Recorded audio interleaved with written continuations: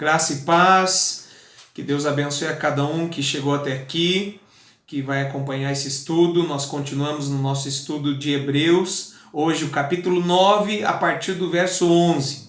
Vou fazer apenas um breve comentário dos versículos 1 a 10 do capítulo 9, onde o autor ali, ele coloca as glórias e as dignidades do culto levítico, fala sobre os sacrifícios, né? Porém, ele destaca a superioridade de Cristo e a superioridade agora da nova aliança em relação à antiga, né?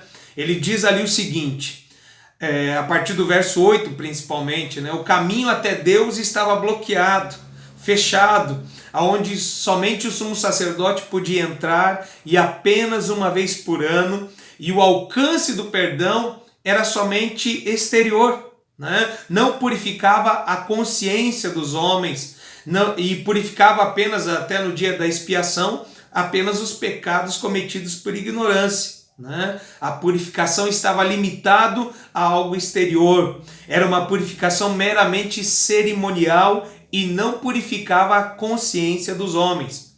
Por sinal, para apresentar o culto levítico, não era necessário nem o quebrantamento do coração, não era necessário o arrependimento, bastava cumprir as normas legais, enfim, sacrificar o animal da maneira adequada, não era preciso arrependimento, né? Então não havia transformação, era apenas um culto exterior, por isso era imperfeito, né? Mas em Cristo o caminho foi aberto até Deus, foi aberto totalmente e continua aberto até hoje, né? E aqui o autor vai continuar detalhando como Jesus cumpriu todo esse processo, né? A partir do verso 11, a fim de chegar lá no ápice e alcançar o êxito ou alcançar o objetivo principal da carta, que é dizer para mim e para você, para dizer aos seus leitores, aproximemo-nos de Deus, cheguemo-nos a Deus com verdadeiro coração e inteireza de coração, com plena certeza de fé e confiança, né? É isso que o autor pretende, e ele continua aqui então detalhando o processo pelo qual Jesus precisou passar. Amém? Hebreus 9, do 11 a 14, o sacrifício que abre o caminho a Deus. Mas Cristo, tendo vindo como sumo sacerdote dos bens já realizados, por meio de um maior e mais perfeito tabernáculo, não feito por mãos, isto é, não desta criação, e não por meio de sangue de bodes e bezerros, mas pelo seu próprio sangue, entrou no Santo dos Santos uma vez por todas, havendo obtido uma eterna redenção. Se a aspersão do sangue de bodes e de touros e das cinzas de uma novilha santifica os contaminados, quanto à purificação da carne, quanto mais o sangue de Cristo, que pelo Espírito Eterno se ofereceu a si mesmo imaculado a Deus, purificará a nossa consciência das obras mortas para servirmos ao Deus vivo. Por isso, ele é o mediador de uma nova aliança, para que, intervindo a morte para a remissão dos pecados que havia sobre a primeira aliança, os chamados recebam a promessa da herança eterna. Onde há testamento, necessário é que intervenha a morte do testador. Porque um testamento só é confirmado onde houve morte, ou terá ele algum valor enquanto o testador vive? É por isso que nem a primeira aliança foi consagrada sem sangue, havendo Moisés anunciado a todo o povo todos os mandamentos segundo a lei, tomou o sangue dos bezerros e dos bodes, com água, lã, púrpura e hisopo, e aspergiu tanto o próprio livro como todo o povo, dizendo, este é o sangue da aliança que Deus ordenou para vós. Semelhantemente, aspergiu com o sangue o tabernáculo e todos os vasos do ministério sagrado. Quase todas as coisas, segundo a lei, se purificam com sangue, e sem derramamento de sangue não há remissão. Pretendo até aí falar no dia de hoje, tá? Primeiro nós temos que lembrar o que está na mente do autor de Hebreus, algo que não saía da mente dele enquanto relata a carta. Primeiro ponto, eu vou falar 3 pontos aqui essenciais. A religião é o acesso a Deus. Este mundo é um mundo das sombras, das figuras, de cópias imperfeitas. Não pode haver religião sem sacrifício, né? Então a religião é o acesso a Deus. A função de toda religião é levar o homem até a presença de Deus. Nós sabemos que o único que nos religa verdadeiramente com Deus é o próprio Cristo, é o próprio Senhor Jesus. Ele mesmo disse a respeito de si próprio, né? Eu sou o caminho, a verdade e a vida. Ninguém vem ao Pai senão por mim. Jesus, então, é a verdadeira religião, é o único caminho que nos religa a Deus. Aqui o autor está falando a respeito disso. A religião é o acesso a Deus. Por isso existiam sacrifícios, para que quando houvesse o quebrantamento da lei ou a quebra da lei, através do sacrifício, o homem novamente pudesse ter algum tipo de acesso até Deus.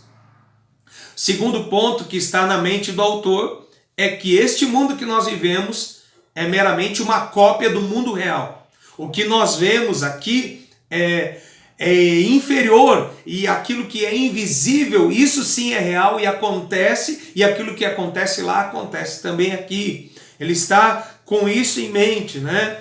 Para este mundo é o mundo das sombras, das figuras e das cópias imperfeitas. Para além está o mundo das realidades. A função de todo culto, a função de todo e qualquer culto é pôr o homem em contato com as realidades eternas. Não pode haver religião sem sacrifício. Então, a pureza é algo custoso. O acesso a Deus exige pureza, né? Então, de algum modo, era necessário que o nosso pecado ou que o pecado do homem fosse expiado. E até que isso aconteça, não pode haver acesso dos homens até Deus, certo? Essas três coisas estão na mente do autor. Com estas ideias em mente, o autor de Hebreus passa a mostrar que Jesus é o único sumo sacerdote que pode levar os homens a Deus. E que só ele traz o sacrifício que pode abrir o caminho para Deus, e que esse sacrifício é ele próprio, é Jesus, né? Então no verso 11 ele começa apontando para a realidade maior que está por trás da sombra, né? O santuário terrestre ou o tabernáculo terrestre era apenas uma cópia, uma figura do verdadeiro tabernáculo, não criado por mãos humanas, algo semelhante ao que disse Estevão, né? Atos 7. Estevão diz assim: Deus não habita em templos feitos por mãos humanas, né? Ele já tinha o entendimento que Deus é espírito, como está escrito em João capítulo 4. Deus é espírito, e importa que os que adorem a Deus o adorem em espírito e em verdade, né? Então aqui ele está falando sobre esta realidade que está além do que os nossos olhos veem, né? E dizendo o seguinte: em primeiro lugar, quando Cristo aqui é mencionado como sumo sacerdote, ele não é sumo sacerdote qualquer, ou não é o sumo sacerdote da ordem levítica, né? Ele é o sumo sacerdote dos bens realizados, já realizados. Não é sumo sacerdote daquele tempo que apontava para algo melhor, ou prenunciava algo melhor que ainda estava por vir. Ele já é algo, já está baseado em algo que já aconteceu, já é um fato consumado, né? Vou ler aqui para ficar mais fácil da gente entender. A descrição de Cristo como sumo sacerdote dos bens já realizados demonstra uma clara distinção entre a antiga e a nova aliança. A antiga era um prenúncio de coisas melhores que estavam para vir. A nova aliança já se baseia num fato consumado. As palavras não feito por mãos quer dizer não desta criação, explicam que o significado que o autor pretende não é apenas literal, mas espiritual. Em contraste, então, com o antigo sumo sacerdote, em contraste com o sumo sacerdote da ordem de Levítico ou da ordem de Arão, que entrava no tabernáculo terrestre, feito por mãos humanas, terreno e passageiro. Agora Jesus, o perfeito sumo sacerdote, entrou no tabernáculo celestial, eterno e espiritual, né? Ou espiritual e eterno, como queira a ordem, não vai alterar, né? Jesus entrou no tabernáculo celestial, espiritual e eterno, né? Por isso, então, ali no verso 12 está a seguinte palavra: pelas palavras, entrou uma vez por todas, né? Jesus entrou no tabernáculo eterno, uma vez por todas, era o suficiente, né? Diz respeito à oferta que Cristo fez pelo pecado. A oferta não precisa ser repetida, aleluia. Como também esta oferta tem um caráter muito superior à das antigas ofertas, que consistiam no sangue de bodes e bezerros. A oferta de Cristo tem um alcance muito maior porque foi feita pelo seu próprio sangue, né? A verdadeira eficácia da obra de Cristo está resumida nas palavras: tendo obtido eterna redenção. Tendo obtido uma eterna redenção, ou seja, não vai precisar repetir, não precisa se repetir. De que maneira Jesus obteve, ou comprou, ou instaurou esta nova e perfeita e eterna redenção? Pela oferta de si mesmo. Enquanto oferecia a oferta, logo subsequentemente, né, ou seja, de imediato, ou ainda ao mesmo tempo em que oferecia a oferta, já obtinha o resultado dessa oferta, que era a eterna redenção. A redenção é descrita como sendo eterna porque ela é completa, perfeita, portanto não precisa ser repetida, né? Nos versos 13 e 14 ele relata a enorme superioridade do sacrifício de Cristo, né? Em 3 pontos. Vou citar os 3 pontos e depois falar sobre os 3 pontos. Primeiro, os antigos sacrifícios purificavam o corpo do homem de impurezas rituais. O sacrifício de Jesus purifica as almas dos homens. Segundo, o sacrifício de Jesus celebra uma redenção eterna. E terceiro, já chego lá, o sacrifício de Cristo capacita o homem a deixar as obras de morte e converter-se em servo do Deus vivo. Falando agora a respeito dessas 3 bases que estão ali implícitas no texto, né?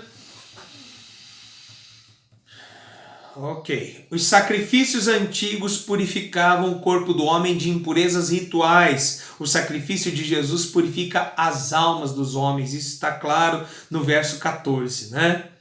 Por exemplo, ele cita ali o caso da novilha vermelha. O que é o caso da novilha vermelha? Você vai ver lá em Números capítulo 19 que os sacerdotes sacrificavam uma novilha vermelha e tomavam as cinzas desse sacrifício e misturavam com água corrente, né? E era reservado isso para pessoas que porventura tocassem algum corpo morto, né? Alguém acidentalmente tocava ossos de um morto, ou encontrava alguém morto dentro de uma tenda, precisava remover aquele corpo, ou ainda encontrava alguém assassinado, precisava tocar no corpo, remover o corpo, então esta pessoa ficava imunda. E aí no 3º e no 7º dia daquele período ela precisava então ser espargida com cinzas daquela novilha. E aí então a partir desse ritual ela ficava então purificada. Licença um pouquinho, preciso desligar o telefone. Saia daí. Ok. Né? Então, aqui se vê o contraste entre a natureza externa das ofertas levíticas e o caráter espiritual da oferta de Cristo. As ofertas levíticas podiam fornecer pureza cerimonial numa base temporária, mas a oferta de Cristo purifica a nossa consciência. Isto é uma purificação interior e espiritual. Né? Como expliquei num vídeo anterior, né? Nós não apenas sabemos que estamos perdoados, nós experimentamos o perdão. Existe um alívio gerado pelo perdão divino em nossas almas que é inexplicável, ou muito difícil de se explicar. Mas existe esse alívio, não apenas no nosso entendimento nós sabemos que estamos perdoados, nós passamos a provar no nosso espírito, na nossa alma, este perdão. Passamos a experimentar a paz que vem oriunda do perdão divino, uma paz que excede todo entendimento. E isso acontece na vida do salvo, na vida daquele que é perdoado por Deus. Né? O sacrifício de Jesus tira da consciência do homem a carga de culpa. E a adoração, a verdadeira adoração, é uma questão de consciência. Nós precisamos adorar a Deus com toda a nossa consciência, né? É a consciência que conta a uma pessoa acerca de si mesmo e a torna consciente de que tem que prestar contas a Deus. Onde existe endurecimento da consciência, ou aonde uma consciência está sobrecarregada de culpa, a adoração verdadeira é impossível, né? Sempre haverá aquele tormento, aquela preocupação ou aquele medo de Deus, né? Até que você possa experimentar e provar o perdão divino, né? Sempre haverá esse medo, será que Deus vai me condenar? Porque Deus realmente é amor, mas Ele é também santidade. Deus é amor, mas é também justiça, e Deus de maneira nenhuma vai lançar fora tudo que está na palavra. Certamente Ele há de punir aqueles que não se arrependerem dos seus pecados. Ele há de punir aqueles que não têm o nome escrito no livro da vida e do Cordeiro. Ele há de punir aqueles que desprezaram o dom da graça na pessoa de Jesus Cristo, nosso Senhor. Ele há de punir. Então existe esse medo, existe esse temor. Falar em Deus é algo aterrorizante para quem está debaixo do pecado. E onde existe endurecimento da consciência, a pessoa não consegue ter percepção dos seus pecados. E isso é que é mais complicado. Ela está entenebrecida no seu entendimento, ela não consegue perceber o seu estado pecaminoso e o estado que ela se encontra espiritualmente. Mais uma vez, então, é destacada a superioridade cristã no versículo 14, onde a purificação da consciência das obras mortas é providenciada. E no capítulo seguinte, no capítulo 10, verso 22, fala também sobre a purificação do nosso coração, purificados de uma má consciência. Jesus, através da sua vida e da sua morte, trouxe aos homens a imagem do amor. Deus é amor, a imagem de um Deus que está agora aberto, de um Deus que não está mais recluso e aonde o caminho está fechado até Ele. Esta é a prova de amor, o caminho até Deus está aberto, um Deus que nos ama e está de braços abertos para nos receber. Segundo ponto, o sacrifício de Jesus celebra uma redenção eterna. A ideia é que os homens estavam debaixo da escravidão por causa do pecado, escravizados pelo pecado. E assim como se deve pagar o preço para libertar um homem da escravidão, deve-se pagar o preço de resgate para libertar o homem da escravidão, para libertar o homem do peso de uma dívida, assim também Jesus pagou o preço da nossa libertação. Ele nos libertou para que sejamos de fato livres. Jesus nos libertou para que sejamos de fato livres. Livres do quê? Livres do poder do pecado, livres do império do pecado. Em primeiro lugar, o sacrifício de Jesus obtém o perdão do nosso passado pecaminoso. Quando entregamos a vida a Jesus, quando reconhecemos Jesus como o único Senhor e Salvador da nossa vida, Ele perdoa todo o pecado que nós cometemos até então. Ele perdoa o nosso passado pecaminoso, né? E a partir de agora, então, passamos a viver uma nova vida em Cristo Jesus. Porque eu e você teríamos que ser castigados dos nossos pecados. Teríamos que ser castigados por aquilo que fizemos anteriormente. Eu e você éramos sim merecedores da ira, como diz Paulo aos Efésios no capítulo 2. Nós éramos merecedores da ira de Deus, né?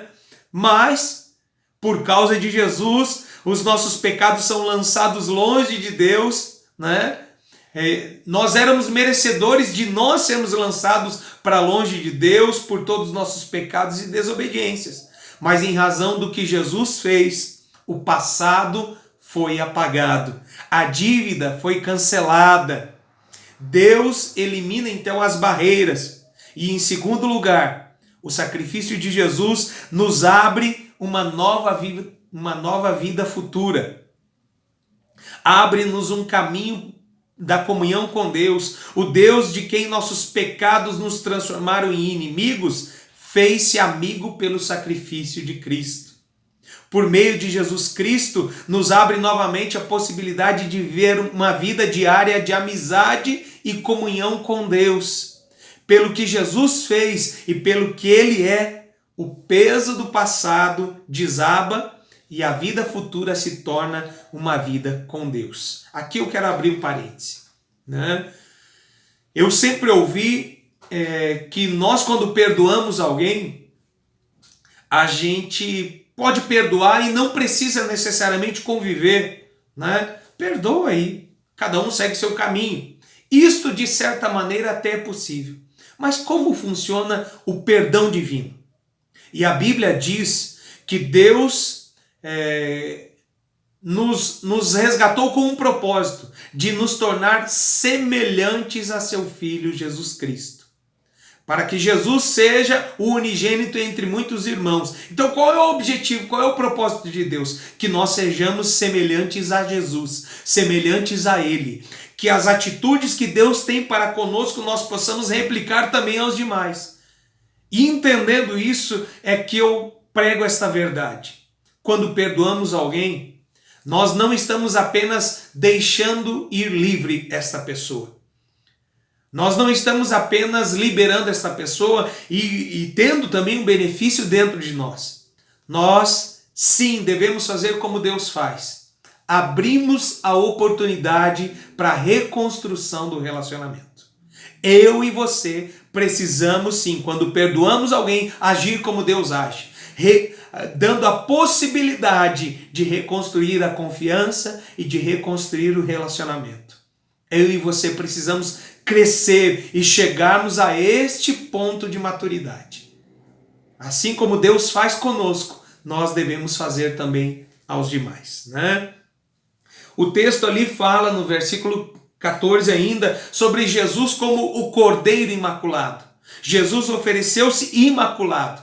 Os cordeiros, os cabritos, aqueles animais que eram oferecidos em sacrifício, precisavam ser sem nenhum defeito físico. Não poderia ter uma pata quebrada, não poderia ter um olho vazado, precisavam ser sem nenhum defeito. Jesus apresentou-se sem nenhum defeito, sem nenhum pecado, sem nenhuma má intenção, sem nenhum pecado no íntimo, totalmente livre de pecado. Jesus se apresentou diante de Deus, ofereceu a si mesmo como o Cordeiro Imaculado, como diz João, né, João Batista.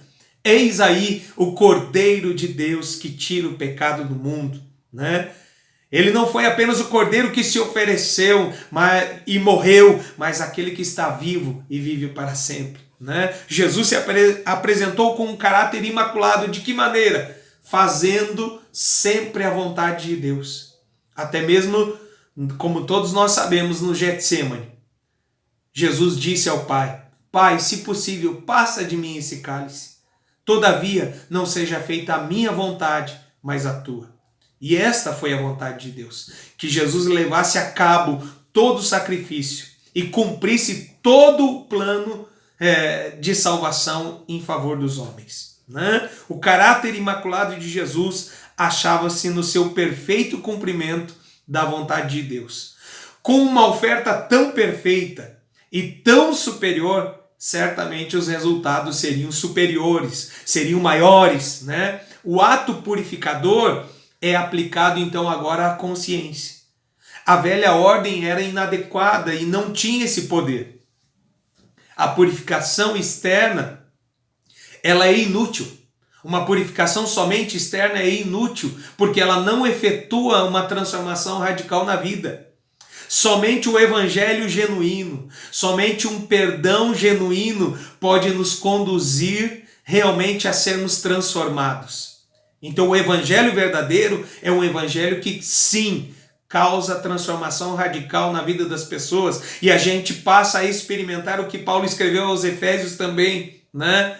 Aquele que mentia, não minta mais, antes fale a verdade com seu próximo. Aquele que roubava, não roube mais, antes trabalhe. Aquele que se prostituía, não se prostitua mais, antes mude de profissão, encontre outra maneira de viver. Aquele que traficava, não trafique mais. Aquele que tinha envolvimentos homossexuais, não pratique mais a homossexualidade.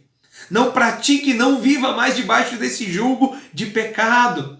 Aquele que tinha o hábito de xingar, ou então de causar algum dano ao próximo, né? Aquele que matava, de maneira nenhuma volte a matar. Coisas assim. O evangelho verdadeiro transforma a nossa mentalidade, purifica a nossa consciência, e é por isso que a gente passa a viver uma nova vida, né? Nenhuma condenação há para aqueles que estão em Cristo Jesus. Nova criatura é, as coisas velhas passaram, ou seja, as obras que praticávamos antes não mais têm poder sobre nós. Nós somos novas criaturas para a glória de Deus, né? Ou seja, o evangelho genuíno faz isso, porque ele gera uma mudança interior. E é por isso que os homens não podem confiar nas suas obras. As obras não salvam ninguém. Ele cita ali a respeito das obras, né? Quanto ao sangue de Cristo, purificará a nossa consciência das obras mortas. Eu entendo que aqui, quando ele está falando sobre obras, ele não está falando apenas as obras pecaminosas, mas ele está deixando claro que aquelas obras do primeiro culto levítico ou da antiga aliança se tornaram mortas, se tornaram ineficazes, inválidas, prescreveram a partir de Cristo. Não tem mais relevância oferecer sacrifício de animais, visto que Jesus ofereceu um culto perfeito e foi a oferta perfeita, né? E eu vou continuar isso num próximo vídeo, que você vai poder acompanhar também. Tá bom, meu querido? Que Deus abençoe, não saia, tá? Não perca o restante desta mensagem, tá? Estou limitando o vídeo por causa do espaço no celular, mas você vai poder acompanhar o estudo inteiro, ou isto que nós propomos na sequência, tá bom? Deus abençoe, espero você já já.